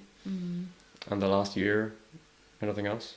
The last year? Yeah, like including SSP or... And writing a children's book, Yeah, yeah. racing a car, and all of that. I think over the past year, no. But looking ahead, I will take a bit more care of rest and also value my time in the Netherlands. And I actually reached the point that I thought I've traveled enough, which a year ago I would never imagine. I would be at a point where I would say, I don't want to go anywhere, I just want to be home. So what's next? So we are still at IC, it's day 4 of the conference. What's next? What's next? The upcoming month I'll be in the Netherlands to write my master thesis. I might have other trip in December, I think, to Germany and visit the Astronaut training center. You can go actually too. I really hope to see you there. I think the problem is a timeline because of the Analog Astronaut mission, because that's exactly the day where we'd come out. Oh yeah. Actually, talking about Analog Astronaut mission. So one of your passions, many passions, human performance in space, led you into another field of, another space discipline. You said you always wanted to become an astronaut, and you might be becoming an analog astronaut. So tell us a little bit more about that. So I applied for 2 analog missions, Lunaris and the world's biggest analog. I got into both of them, or at least made it now until the last stage in the selection process. And What is an analog? an analog is where you're going to a remote environment and actually do the same experiments as astronauts. You're being in isolation, you're testing the tools. And it's to simulate a real space mission, but then to prepare for that in a research field. And why do you want to become an analog astronaut? Why do you want to do a mission? Is it because you want to do the experiments, or because you want to see how it's like to live as an astronaut? Where does a drive for you come from? A bit of both. Of course, I want to be an astronaut, so for me it would be a good way to see if I actually qualify. And also, if I cannot be an astronaut, I might want to develop tools for astronauts with masters in robotics and space engineering, and then I hope to better understand their experiences as well after going through it myself. Very good. So I know you're doing the analog coming up in Poland soon. Yeah. I think, did you get accepted for it? I actually got accepted, but I'm still trying to figure out with the funding. Yeah. Okay. So I might go. I can't confirm yet. Okay. I really hope so. And if you don't go to this one, you would definitely try to get. I will try to get another one. another About mission. WBA, I'm not sure either. Yeah. Well, Yeah. analogs are not free, unfortunately. You're not paid for it, but it's the opposite way. Yeah. And that's something now upholding me a bit. I mean, I'm a student. I don't have time to get a full-time job yet. So Absolutely. So you're gonna go back, start your thesis, put your energies into the thesis. You might look at analog astronaut missions in the meantime. And then what's coming then? Like, do you have a dream that you want to pursue? Do you want to go back to Norway? Do you have something that you're working towards to, or do you leave your doors open and just see where it goes? So far, I've actually many plans and things I would like to do. I just don't know what to choose. I know I want to go back to Norway. I just don't know when. On one end, I feel I really like it. I really felt home. I didn't feel home at that many places, like the feeling that I had there. So I really want to go back. But it was also my first job, and maybe I feel I need to explore something else first. And What else do you want to do? I actually talked yesterday to someone working on the Canada arm, and I got good contacts for that. So maybe that. I got interest in becoming flight controller, maybe. Maybe traineeship at ESA if I really like my thesis project there. I'm thinking about many things actually. Or going back to Norway directly if I really feel. I'm still thinking of that actually. Would you be writing another book anytime soon? Maybe. Maybe. Part two. Yeah, so they end up taking off with the rocket to Mars. So there's many space for a part two. Getting stuck on the way. So watch that space. I'd love to see it, for sure. I want to read with mom to Jupiter. Yeah, that'd be good. We already make jokes with Dad to Pluto, or in Dutch, with Papa to Pluto. Oh, that would be nice. That's cool. My friend said with Nadine to Neptune. Oh, I like that. The whole little franchise. That's very cool. So so you keep your options open, see where it takes you in the next year.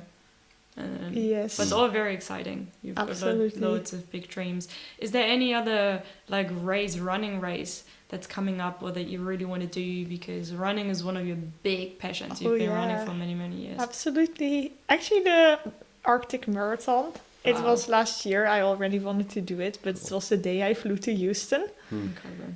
And I'm really thinking going back to the Arctic, to where I worked, and run 42 kilometers.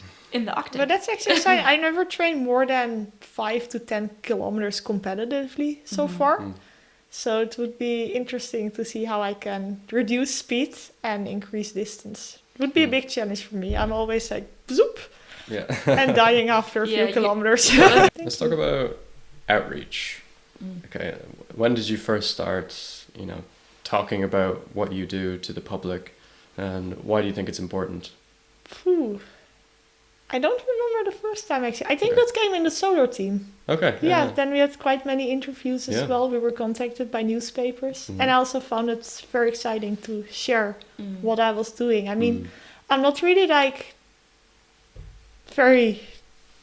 don't know how to say it, but I'm not really very exaggerating with what I'm doing. If people are interested and ask questions, I'm very open to tell, but I'm not like, oh, I've done this, I've done this, I've done this. Right. You're very humble about what you've done. Because, like, you need to dig very, very deep in order to find out what I need a listening ear. Yeah. I didn't feel often that connected, that supported, that much inspired by the people. Yeah. So mainly the family. But also the program was really good in general, like the courses we did, the team project, the facilities we got to see. I got really a broad overview. Like the knowledge I had in my study was just engineering, and now I see it's not just engineering, it's not just hardware and software, it's not just mechanical and aerospace. That's not interdisciplinary. I know everything. There's much more than that. Oh, absolutely. I mean, you'd met people like that before, I guess, but maybe it was the fact that they were all together in sort of an isolated place. Do you think that was one of the more special aspects as well? Yeah, I think so too. And also from so many countries, and everyone was open to share their own culture. We had culture nights, for example, every Friday evening, and people gave presentation about the country. We got to try different fruit from all the countries.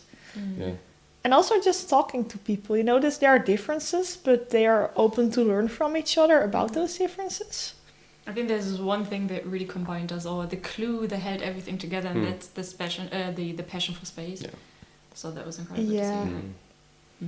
What did you do for Dutch Culture Night? Dutch Culture Night. Ooh. We actually had a lot of food, like bread with hagelslag, it's chocolate sprinkles. We had stroopwafels. I brought 2 kilograms of stroopwafels for people to try. So they were real Dutch stroopwafels. And we told, of course, everything about Dutch culture. We were supposed to do a competition koekhappen as well. It's you have a line, and then you hang up cookies and you just eat it you like try this. To catch it. But during our presentation, the line just dropped down on the ground, and I looked at it. I was like, "Oh no, my part is gone." Can we feed them cookies that were already on the floor or not? I bet most of the people wouldn't have minded. They would have still eaten them. Yeah. But yeah, that would have been fun. But it was really, really good. I can say that it was a really good culture night, the Dutch one. Would you go again? Because the Space Studies program is a program, like you said, it's traveling around the world every year somewhere else, 8 to 9 weeks, absolutely intense. And there is a possibility for alumni to return to an SSP as either a teaching assistant, staff in the background working on logistics, workshops. Would you consider going back? If I could, 100,000%. Yes. I know you applied to South Korea, right? As a TA, Yeah. So next year it's in South Korea. I didn't actually. I have to graduate around the time, so it will be very hard for me to go. But if I have any opportunity to see those people again, to be involved, I feel it's a really, really good community to be in. So there's SSP is comprised of 3 different departments. Could you describe and distinguish between the 3, and then tell us what was your favorite? So the first 3 weeks you have courses, and you learn a bit in very general terms about every discipline. And the 2 weeks after you get to specialize into one. So I was in human performance in space, or we often say HPS, so you know what that is. And then I learned more about the medical part, more in depth. And then the last 3 weeks or 2 weeks was the team project.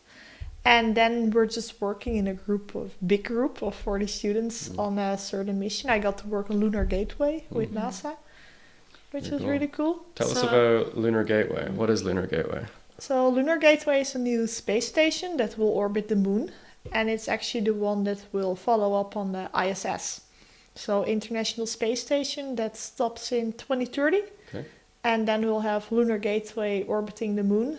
And with that, we prepare to be Earth independent.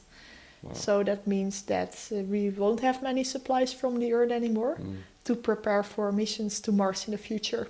So what aspects of the Lunar Gateway have you looked at during your team project phase? I looked at closed loop systems. So how to recycle food, water, air as well. Oxygen, of course, is a big problem. And what are the challenges there? And how can you have a closed loop system?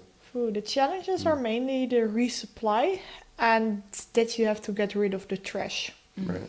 So, for example, with food or organic waste, we found that you can use it as a radiation shield. And then you just put the organic waste or any material you have left, you put around the spacecraft. And it turns out that organic materials even absorb the dangerous radiation better than, for example, a metal will do. I've heard like mushrooms are a good radiation shield as well. True, exactly. Yeah. So mushroom diets for astronauts. Yeah. So were you aiming at a 100% recyclability of everything? That would, if you're dreaming, yes, that would be the goal. Yeah. But in practice, I think you can't achieve that. But the thing is, you only have to survive for 9 months. Well, it takes 9 months to get to Mars. And once you're on Mars, you can grow food again or do any other things to recycle and to get your resources from, also from the dust from Mars, of course. So it's mainly the trip to Mars that you are out of contact with Earth for that long time. Right. How long does it take for communication from, let's say, you on Mars to Earth? 8 minutes. 8 minutes. 8 minutes. And you also have to go back. So it makes it very difficult for medical emergencies to get feedback. Also depends on the position of the Earth. So if the Earth and Mars are close, it might be just 2 minutes. Is that but if on they average, are on the other side of the sun, it can be up to 20 minutes, I think. Out of my head. I don't know the exact number, but it's very long. Maybe going back to the core lectures, the first phase, the first time you've got to learn about different disciplines, space law and policy, orbital mechanics, all the fun stuff, space medicine. What was the most challenging core lecture discipline? I think policy and law, to be honest. Because that was mine too. Yeah. They just presented all the laws. And I have dyslexia, so I'm very bad at reading stuff or remembering things with acronyms that are not of my interest. So that was pretty hard. Well, it was so new as well. And to me, all the laws seemed the same. And I just learned in general what laws there are, but to remember their specific names. And we did have to write a test about it in the end, so we had to do a bit of studying. Everything there. And what core lecture, what discipline did you find surprisingly interesting? The medical part, human performance in space. That's also the department I picked later on to learn more about. Is that because you found the core lectures about human performance so interesting? Is that why you chose the department? Yeah. And also I have no background in it, so nothing about covered in my study.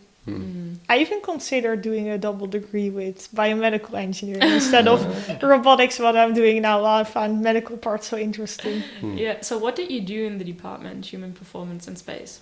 We actually researched human factors that play a role in collision avoidance. So I didn't know that once astronauts arrive, I mean, they always look super fit when you see them on TV, like they're super healthy people. But once they get into space, they get very ill, they start making mistakes, and performance really decreases if they are up to do experiments and such. So we looked at what human factors play a role, and then especially interacting with robots in avoiding collisions. I see. Okay. And can you go into some detail as to why their performance suffers so much? In particular, what is happening to their bodies that makes them ill? It's mainly the weightlessness, and you don't think about it that much. It seems so cool, you're floating in space, you can chase candy, for example, but in reality, your eyes are deorienting, your heart has difficulties in pumping, your muscles are degrading a lot, so that's also why they have to sport 2 hours a day. And also all the neurological parts, from the intestine to your whole body is basically disoriented. Right. Yeah, we don't realize how important gravity is on the surface. Until it's gone. And it's a dangerous environment as well. There's radiation, there's... So what are some countermeasures that astronauts can do or need to do in space? It's mainly training. So they exercise 2 hours a day to prevent muscular loss. And they also take care of their diet, so they eat well to prevent that their muscles will be gone. They train a lot before they're going up into space. They take medicines. But there's not much you can do to cover it 100%. You'll always be worse back on Earth compared to when you're going into space.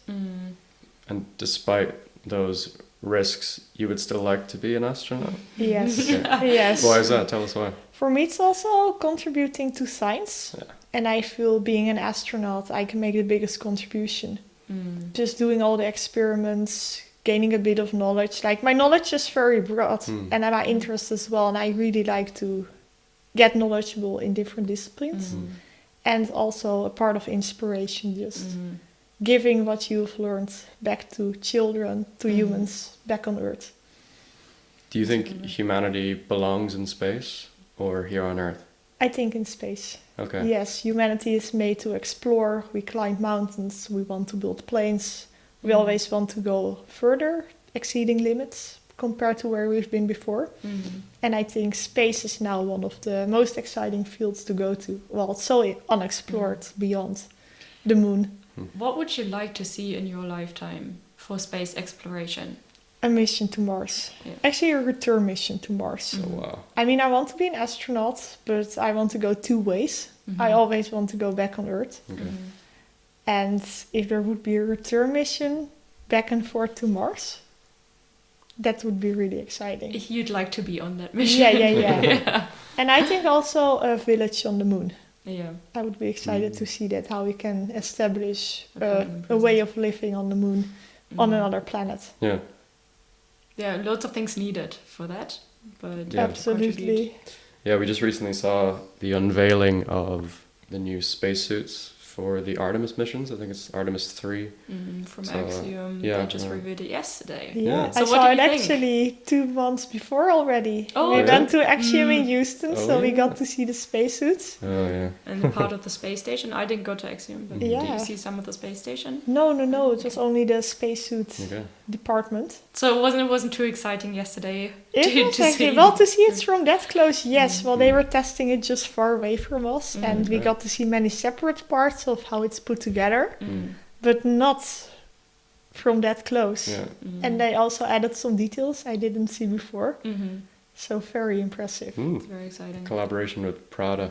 Yeah, Yeah. and very Interesting. innovative as well. Imagine the last spacesuits for extra vehicular activities on the moon were Yeah. maybe 50 years ago. Yeah. So I asked them, for example, what did you improve? And they told me around the buttons that they never ever want to do that again, that they have buttons here Right. Okay. when astronauts fall on their belly.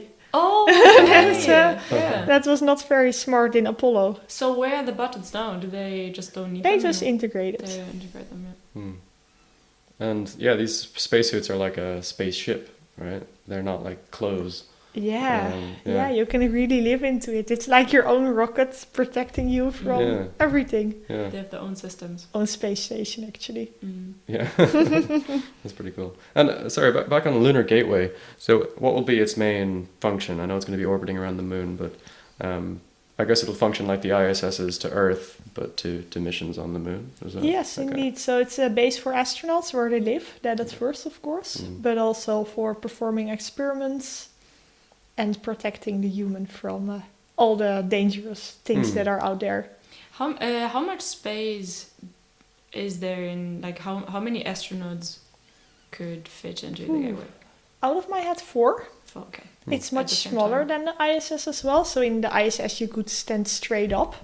But I think Lunar Gateway is maybe 150 meters in diameter. So you can Okay. only float vertically. Okay. Wow. Much smaller. It's a tight space. Very tight. And I mean, if you wanted to do experiments in microgravity, you could just orbit the Earth, right? So why do we need a satellite orbiting the moon in particular? It's mainly to prepare as well for a mission to Mars. Okay. So they're thinking of using Lunar Gateway as the transfer station to Mars. And with that, we're mainly preparing for Earth independence. Very so cool. to recycle things, not to resupply it all the time. Yeah. Getting out of Earth's gravity well is expensive. So if we're already Yeah. up there, like the moon's gravity is less strong. Yeah. So, yeah. And the ISS is so close and already made to be resupplied. And Lunar Gateway is really made to be self-sufficient. So what's the timeline for Lunar Gateway? When can we expect the first part, of the space station? It's planned be in for space. 2026. Okay. And to be operational, 4 to 5 years after that. Mm. But space missions are always delayed, you know. Yeah. It might take a little bit longer. And it will be assembled in space, right? Yes, it will be brought up assembled in Okay. in space. different parts. In different modules, yes. And is it independent of the Artemis missions, or? No, is it it's in actually part of collaboration? the Okay. And Artemis. It's which Artemis mission? 4. It's Artemis 4. Okay. Yes. Very good. And it's done in collaboration with Blue Origin, is that? Or no, it's Yeah, with Axiom. many space agencies. Which, Just many. Okay. yeah, I don't know about the commercial ones, Okay. but they have JAXA, the European Space Agency, and those are the main players. Cool. Mm.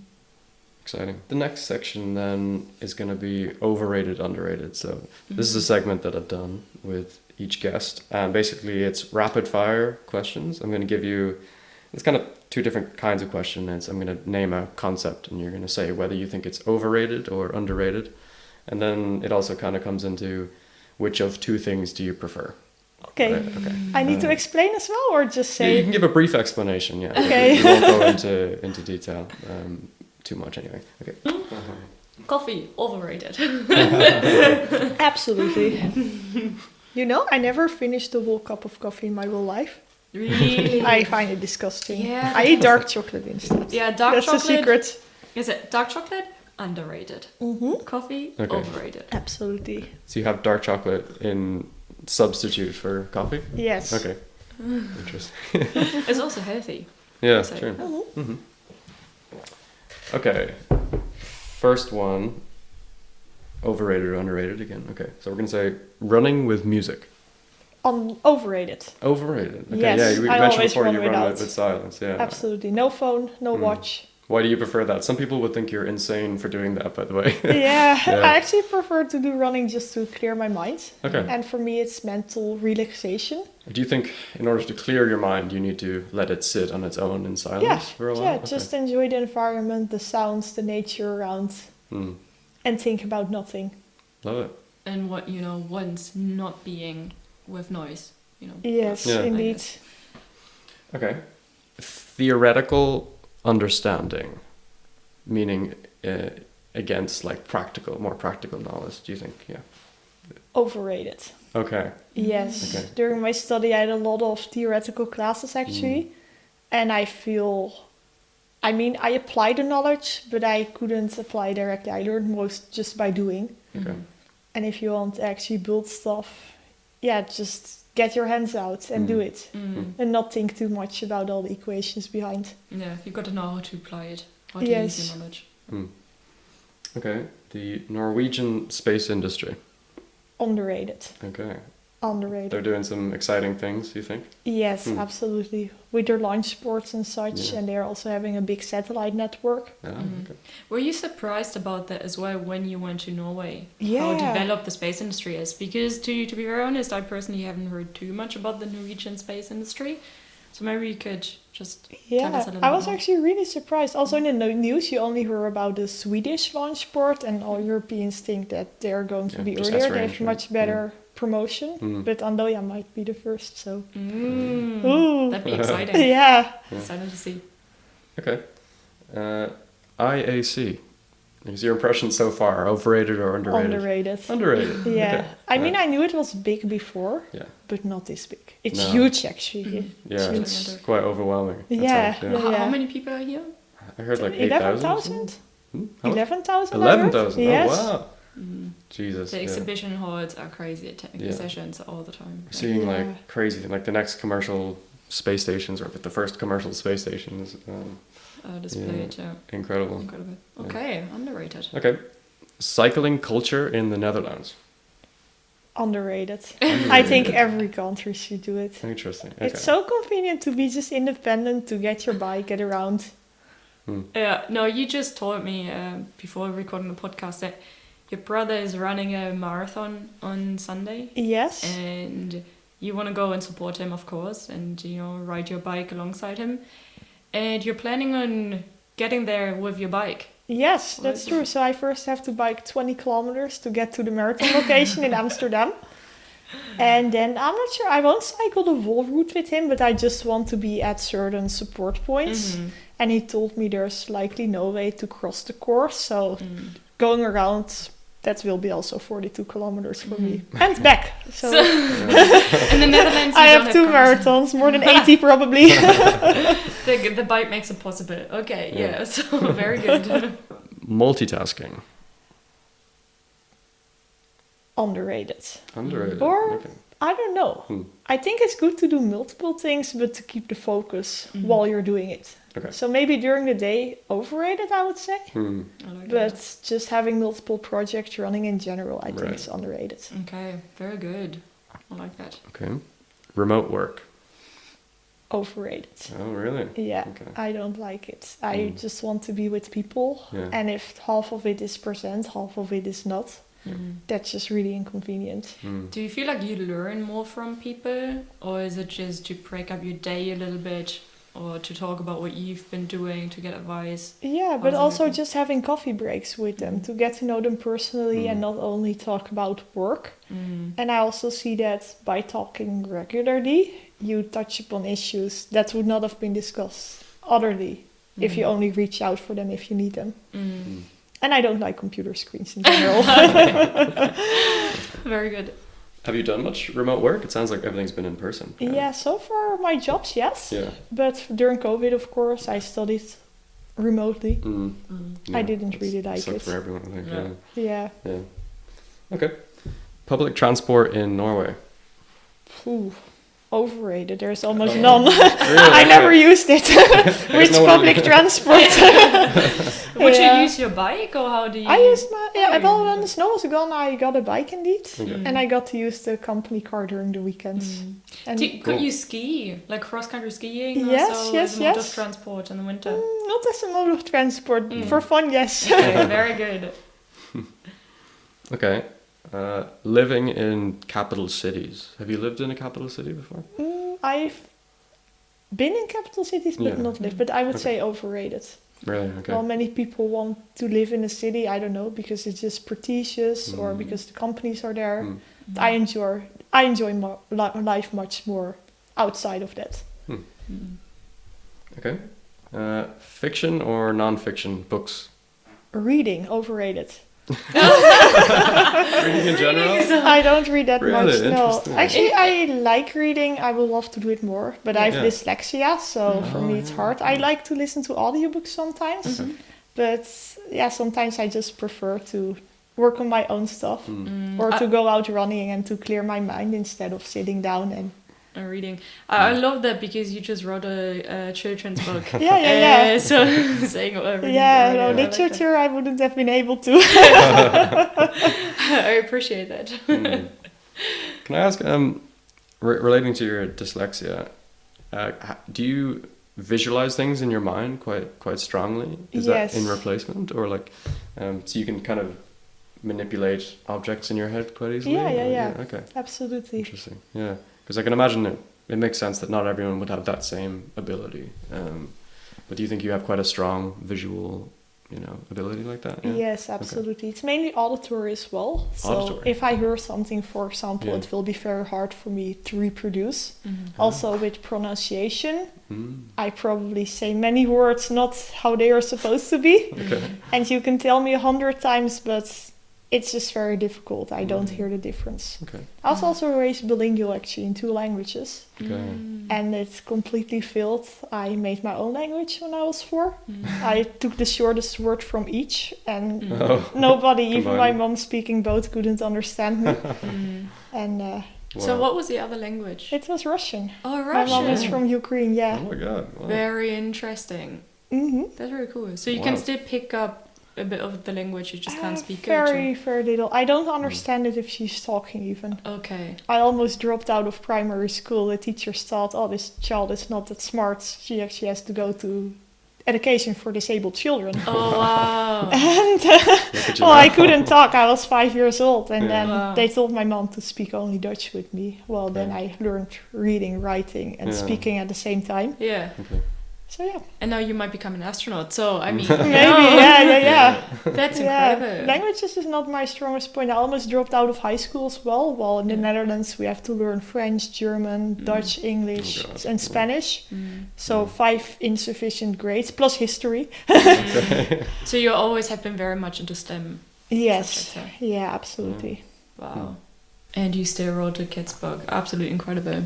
I love that. Do you think school could be reworked so that students should work kind of only on what they love and what they're the best at? I think not only, but just to take courses on a different level, that would already help a lot. Yeah. Or not put the focus so much on languages and reading and such. So you need to study that so much. Yeah, and it's I was actually the worst student until I started university. Right. And you know you're not going to use it in your life, or you hope not anyway. Like No. 5 languages at once, that's rough. Yeah. Do you feel like high school prepared you for your life after high school, for university, or for what you wanted to do? No, not really. I think the physics was very bad actually. Okay. I didn't learn vectors, for example, or anything mechanical, aerospace direction. So you learned So it in no, university. I would say more focus on a bit of everything and pick interest a little earlier. What about college then? I know there's a pretty diverse range of college structures. Do you think people need to go to college to be an engineer, for example? No, I don't think so. Or I think they need actually just to get the basic knowledge. Yeah. But maybe a bachelor's already would be enough to go out in the field. Yeah. Interesting. Degrees are overvalued, I would say. Right. Overrated. But it's also a way to prove yourself that you've learned a lot, to challenge yourself. I was often challenged in my degree as well. Sure. And maybe the network that you might be able to build. And the network. And the initiatives like the solar car. And That all wouldn't have come indeed if I wouldn't have gone through all the courses. Yeah, very And good. also a way to find your passion. Sure. Very good.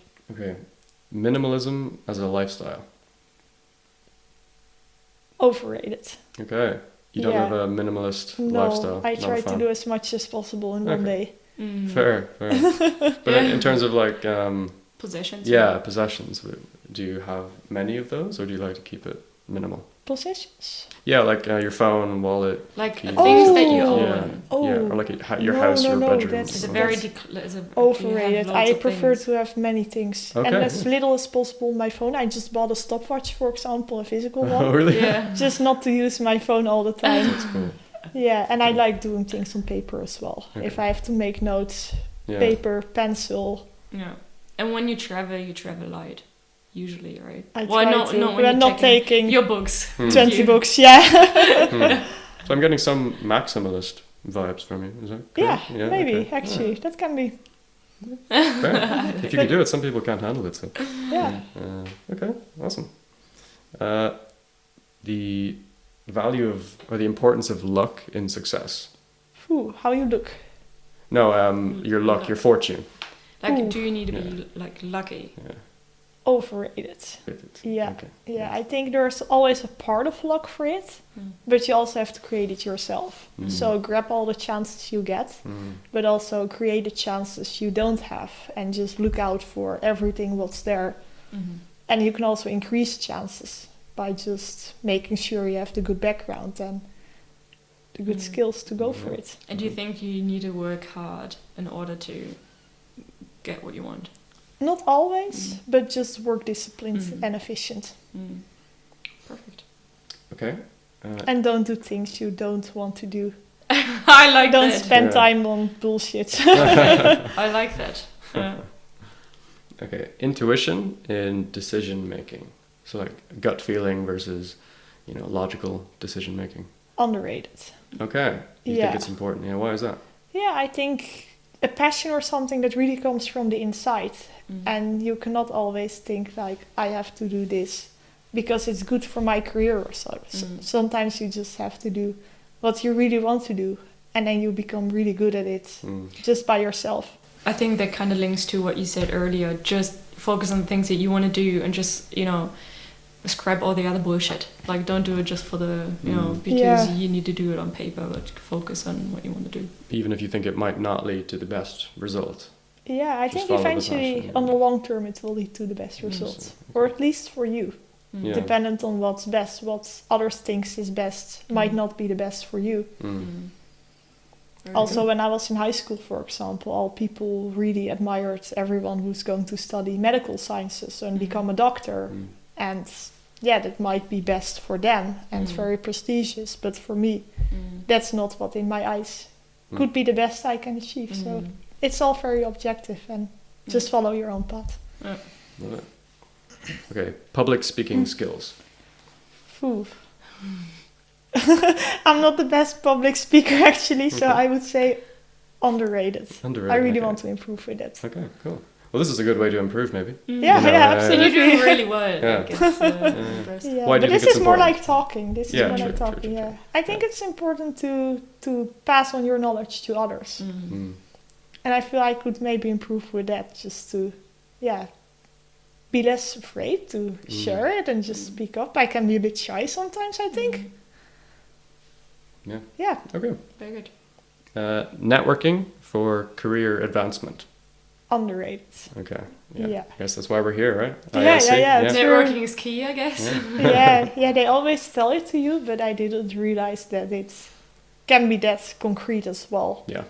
For example, just getting a business card from a company I want to Yeah. work on, and they say, just contact me and I can look for you for a job. Yeah. I didn't know it can go in that way before. Yeah. I thought if you're good, if your CV stands out, you just apply and you get the job you want.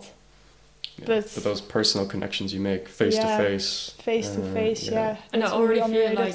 like, it's been like 3 days at IC and you kind of had a plan of what you wanted to do after, but now you approached so many different people, you get business cards and different ideas, offers of what you could work on, just absolutely broadens your horizon. Although I have to say, all the jobs I got so far were just through the normal application. Really? Okay. Yeah, I never Interesting. got a job through networking yet. Okay, not yet. But it also helps to find out what's there, so... Absolutely. Yeah. Okay. Very good. Early morning routines. Overrated. Oh. Yes. But you get up early quite often, no? No. Oh, okay. Actually, I'm very active. I have active lifestyle. I'm thinking a lot. So I also need my rest. Sure. Actually, let's get into it. Like, how does a normal day for you look like? Phew. If I could choose, I get up quite late, Okay. even 8 to 9 o'clock, if I could decide it myself. I have 1 hour morning, well, you can call it routine, but it's just having a very big breakfast. I don't function without cold shower and a very, very big breakfast. Yeah. And then, I just get to work straight to the point. I usually have a to-do list to keep track of all the things, well, else I keep forgetting about it. And I just start to think what needs to be done first and just do it. Also, don't stress. I have very little stress, I think. I just know what to do. Yeah. And I know taking energy and time to think about everything that's on the list doesn't help. Just start with the first point and get it done. Yeah, very nice. And you like to sleep a lot? Is Yes, absolutely. I need it, else How many I'm hours? useful. How many hours of sleep do you need? I try to get 8 hours a day, Okay. but sometimes that's ambitious. less. And during the weekend, then I can sleep for very long. I mean, people can say I'm lazy, but I get up and I do a lot. Yeah, no, absolutely.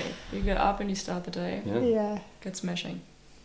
Okay, last one then. Physical books versus ebooks. Books, overrated. Yeah, sorry. Yeah. But I Books think in I would prefer a physical book if I had a choice. Yeah. Absolutely. Interesting. Sorry, we're back on books I now. like that. Yeah. Books overrated. All right. I think that's us. We covered a Actually, lot, thank yeah. you. I think you almost walked through my whole life. So It's been very never- inspiring. yeah, Yeah. I never had to talk with people like that before. So thank you. No, thank you so much for giving us the opportunity to ask you all those questions. I personally feel very inspired. I hope everybody else does. You've got loads of things to share, and I'd love to welcome you back. Maybe after your first analog mission, after some of your other adventures, maybe one day when you're in the selection process for an astronaut. Oh, Who knows? that would be lovely. I think it's all possible. Maybe one last question. Do you have a certain life motto, like a certain thing you strive by, like you've got in your mind, like a motto that guides you through life? Maybe something that you can give us. Like a mantra. Like a mantra. Ooh. I think if you never try, you never win.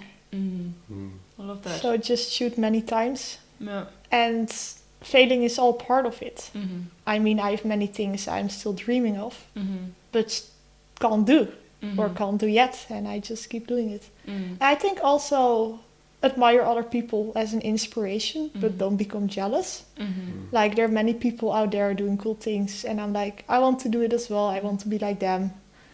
And yeah, just see them as your friends, admire them for what they're doing, and just try to, be inspired by others without looking up to them too much. I love that. That's a great point to end on, I think. Yeah, thank you so much. Thank Really you, Nadine. appreciate that. Thank you. All right.